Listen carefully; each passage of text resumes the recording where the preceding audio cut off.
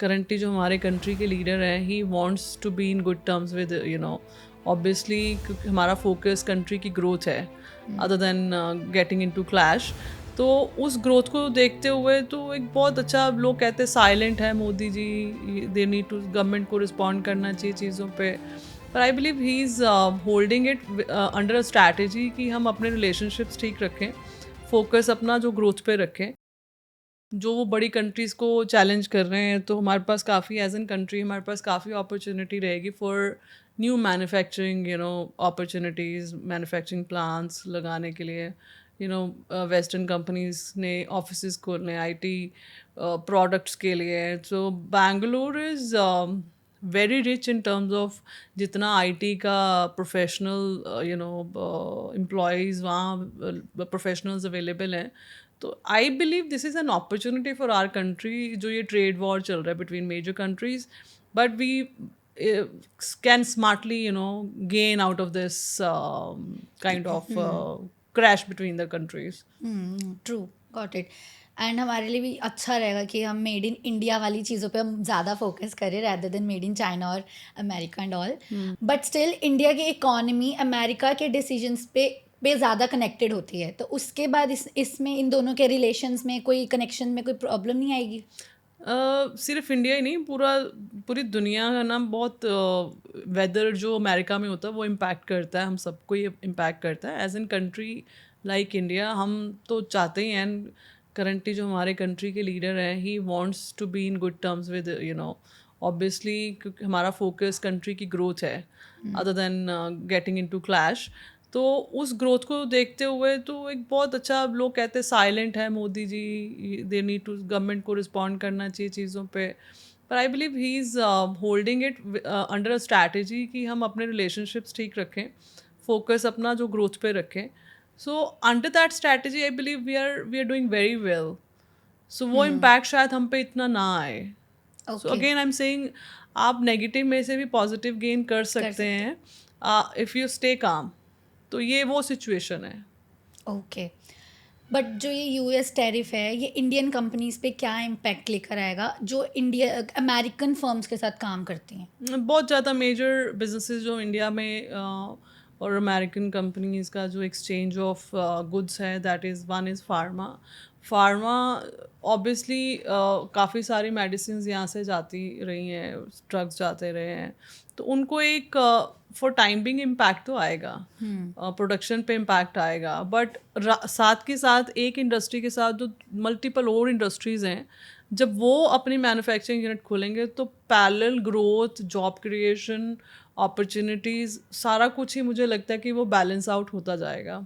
सो कुछ ट्रेड्स को थोड़ा सा हिट रहेगा फॉर टाइम बिंग, क्योंकि एक आदत पड़ी है एक मार्जिन की। एक टिपिकल ट्रेड में हर इंडस्ट्री को कि फार्मा को एक मार्जिन आ रहा था, इतना टैरिफ था, तो उसके बाद हम अपना कैलकुलेशन ऑफ प्रॉफिट्स निकालते थे, तो प्रॉफिट्स जब कम होते तो थोड़ा सा इम्पैक्ट आता है। बिल्कुल। बट पैरेलल अगर हम देखें बाकी जितनी इंडस्ट्रीज हैं जो जो बहुत ज़्यादा मेजर ट्रेड हम नहीं कर रहे हैं अमेरिका के साथ, वो एक अपॉर्चुनिटी हो सकती है जो हम चाइना से openly we can snatch that opportunity from different बिल्कुल। पार्ट ऑफ चाइना एंड छोटी कंट्रीज और भी हैं।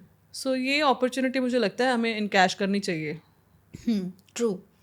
तो इस जो ये टैरिफ की सारी सिचुएशन है इससे लोगों को as a long term problem देखना चाहिए या शॉर्ट टर्म प्रॉब्लम? मैं तो एज एन इंडिविजुअल, बाकी हर एक का अपना है Ashi, you need to have long term vision.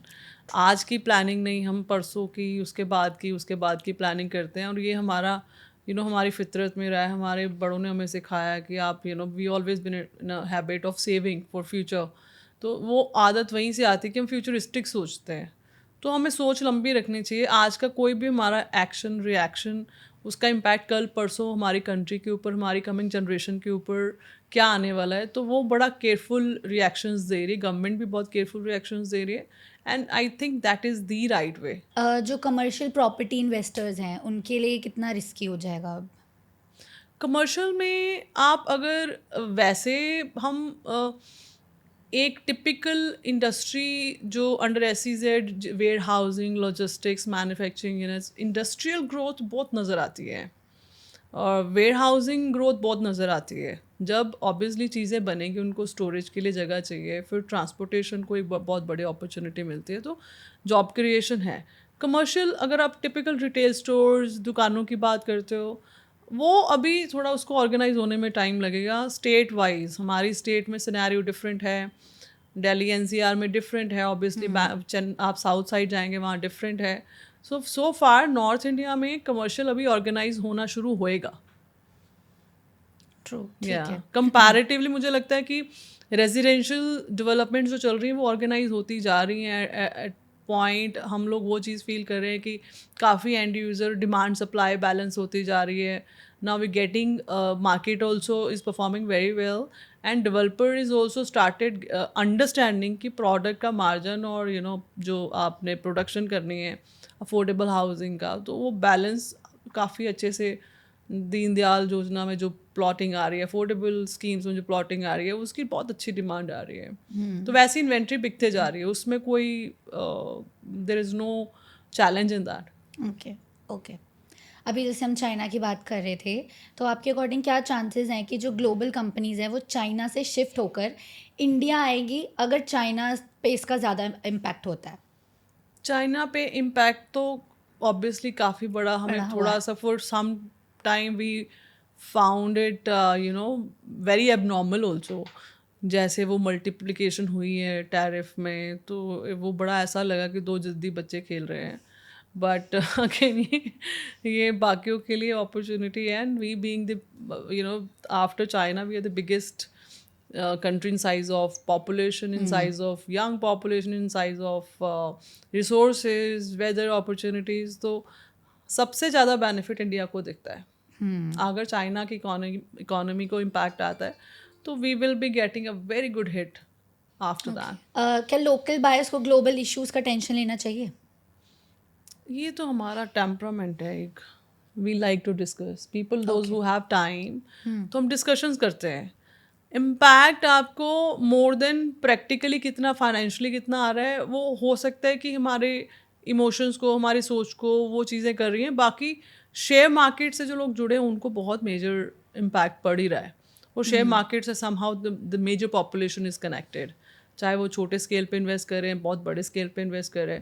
तो शेयर मार्केट वाला जो है वो इम्पैक्ट तो है। बाकी other than that people those are in different businesses and different part of different type of investments, उनका थोड़ा सा मेंटल प्रेशर तो हो सकता है, but there is no practical pressure.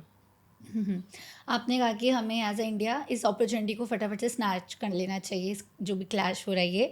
तो आप अपने अकॉर्डिंग ये जो डेवलपर्स हैं रियल एस्टेट के, उनको क्या दोगे, गाइड करोगे कि इस वे से चलना स्टार्ट कर दो इस सिचुएशन में? आई बिलीव पिछले 1 1.5 2 साल में जितनी इंडस्ट्रियल डेवलपमेंट की प्लानिंग आई है, चाहे वो गवर्नमेंट ने सपोर्ट करा है या प्राइवेट आई है, नाउ इज़ द टाइम उसको इनकैश किया जाए। सरकार को भी, गवर्नमेंट को भी, स्टेट की जो टिपिकल हर स्टेट की गवर्नमेंट है उनको इंडस्ट्री को बहुत प्रमोट करना चाहिए, पॉलिसीज़ ऐसी आनी चाहिए।